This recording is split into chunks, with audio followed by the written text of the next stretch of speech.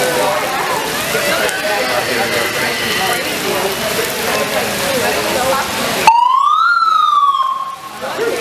was not my plan. Alright, well now that I have everyone's attention, that wasn't my plan. Hello everybody! Hello. Thank you all so much for coming out today, despite this unpredictable forecast. We are here, and just so you all know, my name is Justin. Myself and my girlfriend, some other great volunteers have helped us all organize this. We saw the momentum with this Millions marching its mandatory vaccines going nationwide, so we said why not get on board and do this in Orlando. There's really no better time to stand up and fight right now.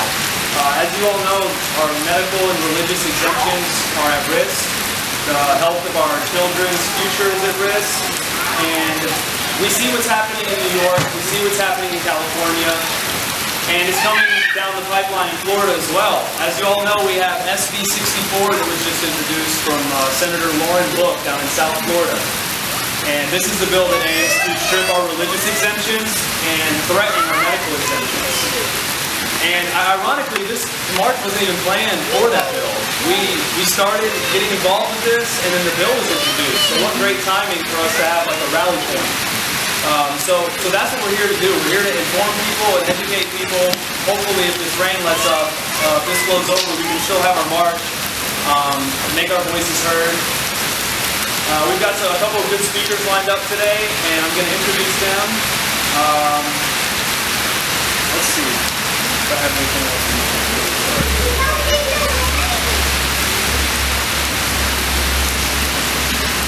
So I'll go ahead and get started and introduce our first speaker today. The first speaker is a new friend of mine. He was born and raised in the great state of South Dakota. He now lives in Orlando, Florida with his wife and 2 children. He's the founder of Achieve Wellness, author of Moving from Corporate Wellness to Cooperate Wellness.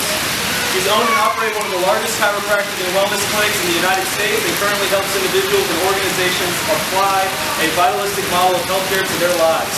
He's an advocate for healthcare choice and medical freedom. Everyone please welcome Dr. Ben Rall. Good morning everybody. This is it's an honor to be here always. And sometimes my wife and I would be down here about 8 or 9 years ago from South Dakota. And I was sharing with somebody this morning, I remember in South Dakota, home birth was essentially illegal at the time when we were having our babies. I say illegal, you could have it, but they couldn't be attended by anybody. They wouldn't license midwives, professional midwives, and so we started getting into that season of having children. It was frustrating. My wife is an attorney, and I, as a doctor, as a physician, it was frustrating. And I remember we went to the state capitol because we were kept every year we would introduce bills, right, to try to get midwives passed, and it was largely ignored, completely ignored, right, laughed at. It was all these crazy, granola families, homeschooling families, and they would ignore us, and then finally it got to the point where they let us testify. And I remember the first time we went to testify, and the doctor who had introduced the bill, he was a local surgeon, and it got up time to testify, and he's sitting there with his, just remember this, a Diet Mountain Dew, and he turned his chair around and wouldn't even look at us as we spoke, right? I can stand here now years later and tell you that now that bill has passed, right? And it took, year after year of people that kept showing up. And now home birth is a safer option now in South Dakota. I know that's not the issue of what we're here today, but there's so many similarities of what's happening. Right now we're still that crazy group of people. I don't believe that to be true, of course, right? But I also want to encourage you, the reason I feel a responsibility is because I don't have an injured child. I feel lucky enough that somebody got involved in our life and started teaching us about this. And so there's families, a lot of families, that can't be here today, that are unable to be here today because it's just not an option for them because they're trying to figure out how to take care of their kiddos. And so it takes sometimes people like that. I just feel like I'm here on their behalf. Yes, I'm a doctor and I've been studying this issue for 20 years and my wife's a research attorney and that's a big help in our lives and things like that. But I'm really here as a dad, right? As a parent, as an advocate, as somebody that lives in this state. And now, I remember when we were first considering, are we going to vaccinate or not vaccinate, I never thought this would be what would be the issue. It was more like, what are my mom and dad going to say, or what's going to happen there. I never thought it wouldn't be a choice at all, potentially. I never thought that I would be fighting for simply a religious exemption or now even a medical exemption. And so one of the things that the word of the Lord is a big part of my life, obviously, and I've been reading in John lately, and there's a part in there that says, even with the overwhelming, this is John 12, even with the overwhelming evidence of it says all the signs and wonders that Jesus had performed in front of them, his critics still refused to believe. It said, for they love the glory of man, that they'd rather get that glory than the glory from God.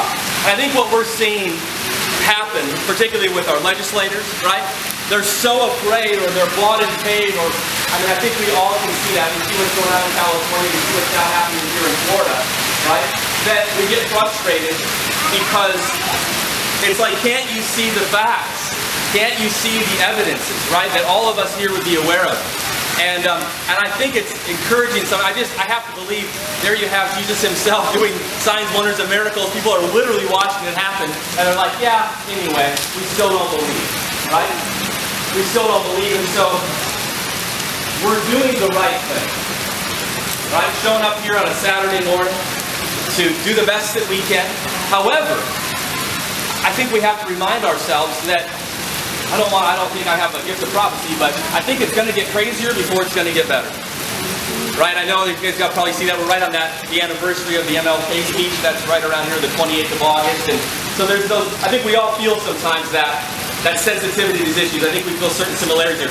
Me, myself, certainly see this as a civil rights issue, right? That we should have choice when it comes to this. And that's a real risk that we'll be losing. I mean, as I walked with my kids this morning and we talked about these issues, I never thought that we would come to this point of certain decisions that we look like we have to make, right? And so, regardless of what people are calling us or posting about us or others think, we've kind of already made the decision, right? And we have to continue to show up. We have to continue. I don't love the word to fight, but it just seems like that's what comes up a lot. Stand in there, fight for people, contend for people, fight for the truth. It's just what it is. I wish sometimes there was other ways. I wish sometimes we say, if I had the money, if I had this, if I had this. I don't know, right? There's one of the most famous stories. There's two I'll share, then I'll be done, Justin. But I'm just buying time for the rain, right? There's two stories of the civil rights movement that really stuck to me. One was, everybody's probably heard letters from a Birmingham jail.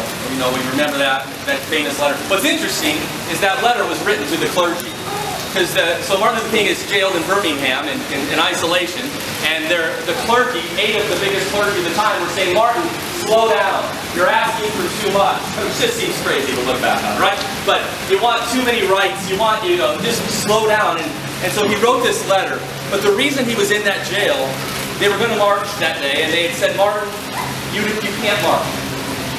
Because they said they're going to arrest you. Normally they kind of would let him go, because they didn't want that attention, but they said, they've already said they're going to arrest you if you march. So he was getting his advice from his advisor. And he said, I'm going to go back, in this hotel, so I'm going to go back and pray. And it says when he came out, he was wearing his marching clothes. Right? And he knew he would get arrested. He said, Mark, you can't go because you're a big fundraiser. One of the promises they had always made to people that were arrested was that if you get arrested, we'll always bail you out. We'll meet your bail, right? Thanks for showing up. We can't do everything, but we'll bail you out if that's an option. He said, Martin, if you go to jail, we won't be able to promise that to people anymore. Right? But he knew he was called to do that. Okay? He was called to show up and to march. And so that's what this is for us. I think each one of us represents so many people behind us, because we know the numbers are way bigger than us under this band shell today, right? And because of some of the challenges that so many people face that are injured, or honestly a lot of times fear, right? They're afraid what might happen. They're afraid their face is going to be shown. They're afraid they're going to be attacked. They're afraid they're going to be whatever. Certainly as a doctor, I have those concerns, but I just don't care. I just don't care. Somebody had fought for us. Somebody stood up for us, right? So that letter from Birmingham jail, when he wrote that, the thing that seemed like the worst decision to make, Mark was going to get arrested, ended up being one of those tipping points. Right? The thing that happened yesterday in California with the women, that were standing out there. There's part of us that breaks our heart, and then there's part of it that we are kind of encouraged as I see the bravery ramp up, of course. And the other thing that happened in the movement was they never let kids be involved in the civil rights movement. And the reason was because they didn't want anybody to get hurt. Right? They didn't want kids to see certain things. They didn't want them to be called certain names. Well, there was one march in particular, and it was a holiday, and they didn't realize it, so kids were out of school. So a lot of these families were families that didn't have daycare, you know, where the kids went, they were in school. So that march is where that picture comes from, and you see some of the little girls holding posters, right? And it was one of those defining moments, a divine moment, if you will, right? Man, we had our plans. We didn't want to mess up the kids. We didn't want them to see things that we were things they could never see. But when people started to see the children, it's hard to look at a 4-year-old and say, you don't deserve freedom. I don't care what color you see, right? It's hard to do that. It's hard to see loving moms and dads with little babies, or in my practice, I see a lot of kiddos and I see kids that have been injured, and you meet with the parents and you just listen to their stories and you just go, it didn't have to happen. But if we lose the right to make the choice, goodness, right? Not everybody's as brave as you.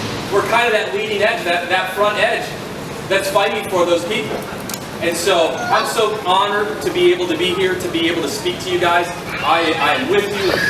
I don't even know quite to say that. I just feel so proud to be part of being on the right side of history. Right? I don't know how much of it we'll get to see. I don't know how much, I don't know what it's going to get to. I don't know what's going to happen. None of us do. But it is what it is. We just keep showing up, telling the truth, day after day, and we'll make a difference. So thank you guys for having me here. God bless you.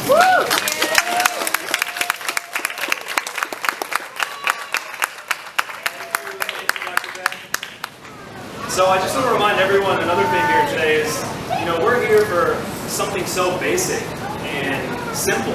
This is our right to choose what we put into our children's bodies.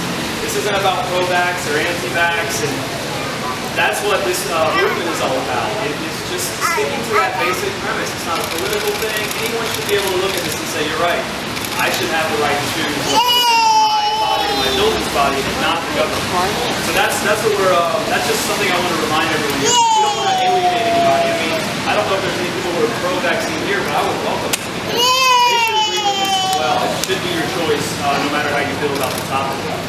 So another thing is, what do we do? Obviously if you're here today right before a hurricane, you're dedicated. You care about this issue. So a lot of you already know, but just remember to stay connected with all of these pages. No Big Tree and Children's Health Defense, Florida Freedom Alliance. These people are going out across the nation. Ireland, Argentina, Canada. So this is turned into a global movement, basically. Now I just want to introduce our next speaker for the day. And she is where are we at? She is an autism mom, an independent researcher, a rebel of the Thinking Moms Revolution. She was part of the Washington team that prepared the congressional hearing on the vaccine injury claims court that was canceled. She is author of the book on greatness, How to Keep Shining Your Light, and co-author of Autism Essentials that will be out on the 16th. Everyone, please welcome Mary Kavanaugh.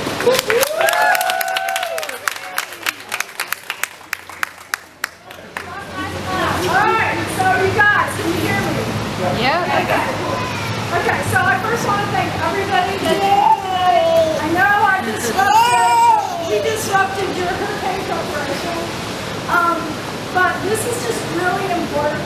And the fact that now we actually have a senator in Florida that wants to mandate our vaccinations is a real problem. Okay, and I'll tell you why it's a real problem. Okay, and anybody who wants to vaccinate, I'm fine with that, okay? That's okay. This should be our personal choice. This is our body, okay? And the one thing I wanted to say, so the one thing about it is vaccines are not one size fits all. That's one thing, okay? That's what we need to realize. It's like every body is the same. And we are fearfully and wonderfully made. There was a book I read, and I advise everybody to read it, and it changed my life. And it's called Healing is Voltage. And it's in the 3rd edition. And it's written by Dr. Jerry Tennant. And Dr. Jerry Tennant, I've actually had the privilege of meeting him at Autism One, and also at another conference which is called Give Your Life Back. And he actually was an eye doctor. And he was very much part of the LASIK procedure. So he realized that what he should have done was wear goggles when he first presented doing that procedure on his patient. He didn't do that. So he got 2 viruses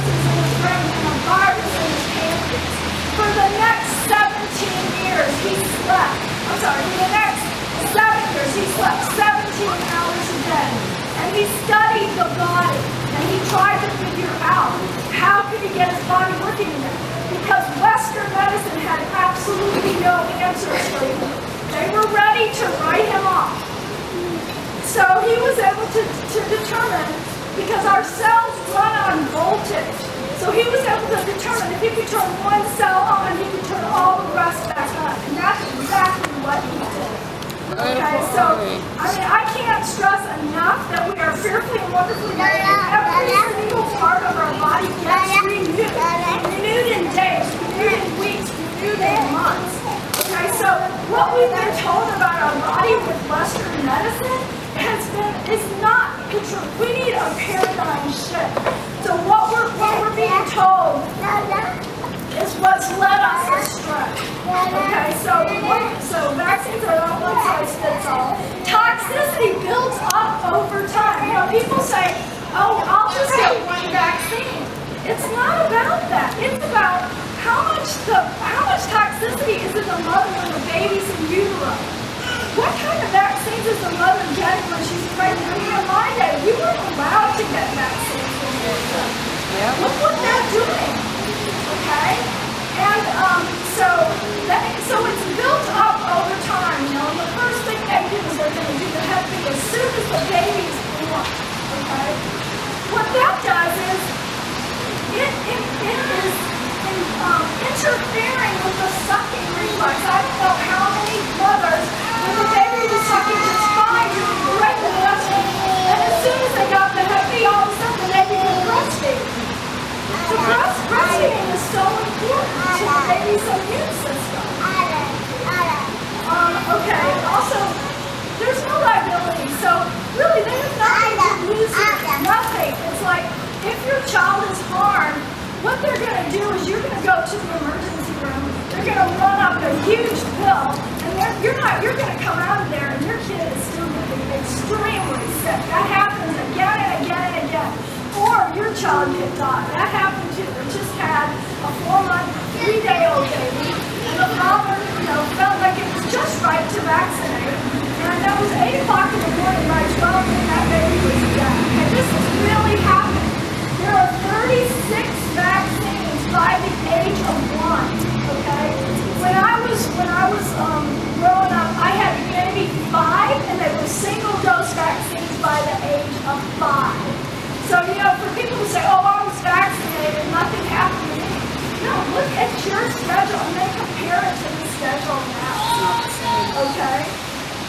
All right, and also what they also do is they make you almost a criminal. Like if your child passes away, you become the victim. They start looking at you as like you caused it, okay? I mean, that's craziness. And the coroners are very much involved with this scheme, unfortunately. And what we really need to do, and a friend of mine shared this with me, and I think she's right, we need to pass a law that on the sheet that the coroners print out of cause of death, there needs to be a line that says recently vaccinated and check it, okay? Because SIDS is vaccination injury. That's it. It's vaccination injury. And we have the highest infant mortality rate in the world. Okay, let's see. And then just the ingredients like formaldehyde, that's in all the vaccines, that's cancer causing, we know that.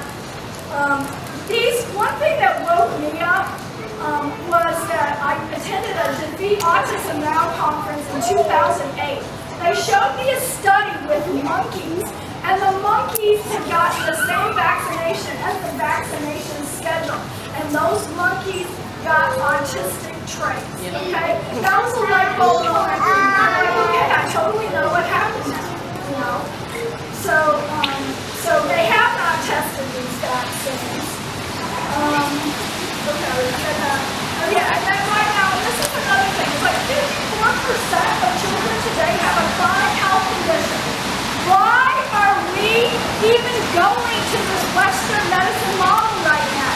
They need to fix it before we can trust them again. Okay, I'm going to give you a couple of action items that I want you to do. So one thing, and this is really important, and I'd like to see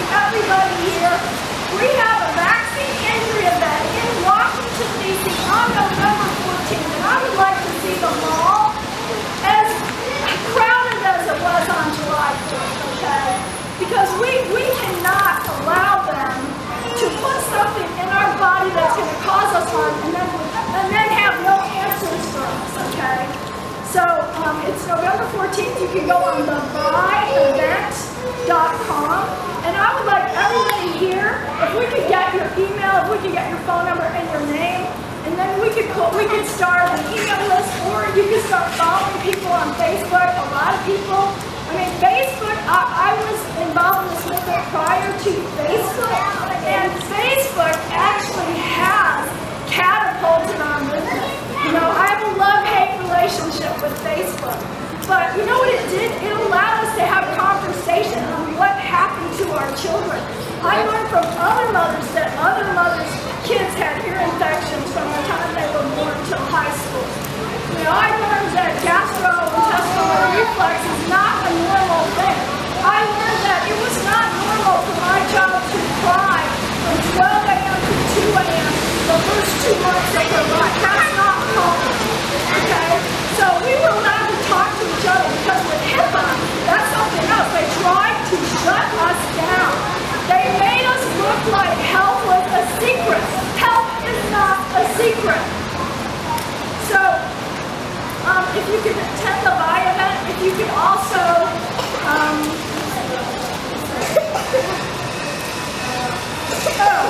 the ACIP committee, which is the Advisory Committee on Immunization Practices. If you could get there, it's in October. If you could get there, that's at the Center for Disease Control. You guys, if you have any doubt of what's going on, because I don't really want you to believe me, I want you to do your research. Go to that meeting. You will see what they're doing. That is the committee that passes the vaccines that are on the schedule.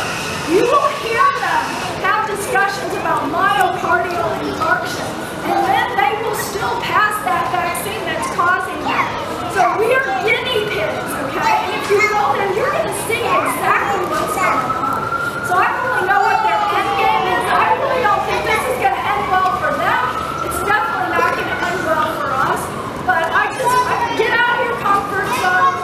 We have to be uncomfortable in this movement. Put a sign on your car. Carry cards. LearnTheRisk.org has lots of information. Downloadable flyers. I mean, we have to speak because they will take away your voice. They will take away your children's voice. They will take away your grandchildren's voice. We see the catastrophe in the schools today. So you guys, please take this on. And thank you so much. Thank you. Thank you so much, Mary. So, as she was saying, please get with her. She does a lot of great work behind the scenes as well. If you want to give her your information, we can keep this ball rolling. Another thing that we can all be doing is contacting our representatives. Do not stop calling them.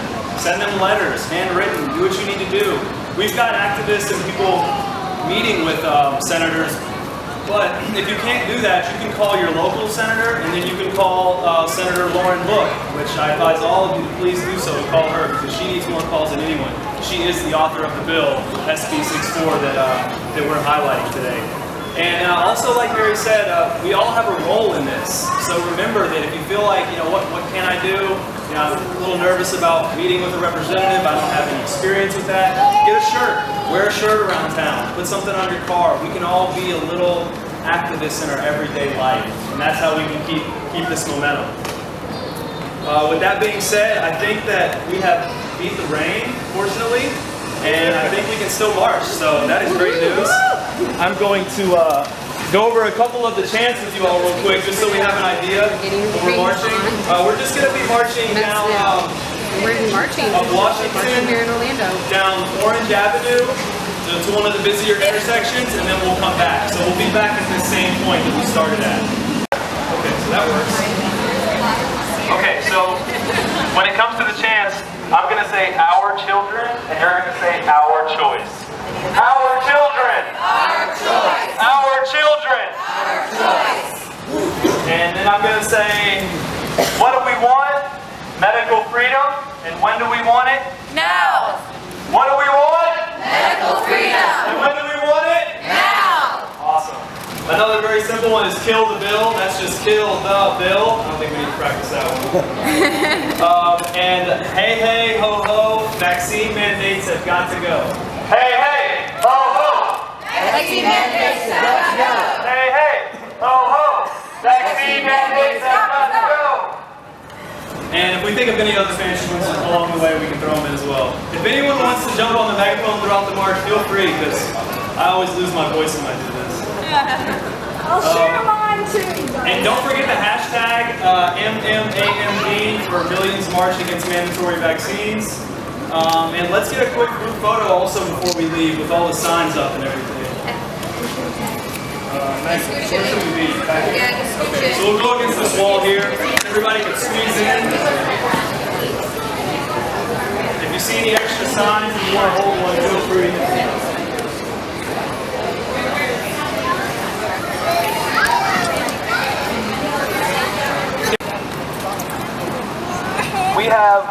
We are the leading nation in infant mortality in all of the developed countries. So where there is risk, the vaccine schedule has increased in 1960 from 5 to 72 today. And where there is risk, in 1986, Congress passed the National Childhood Vaccine Injury Act, which shielded the makers from liability. And so where there is risk, there must be a choice. Since then, $4 billion, B with a billion, has been paid out to vaccine-injured families. And that's just what's been reported.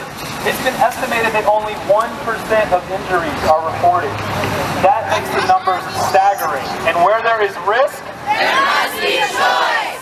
the CDC has never compared the health of vaccinated to unvaccinated children.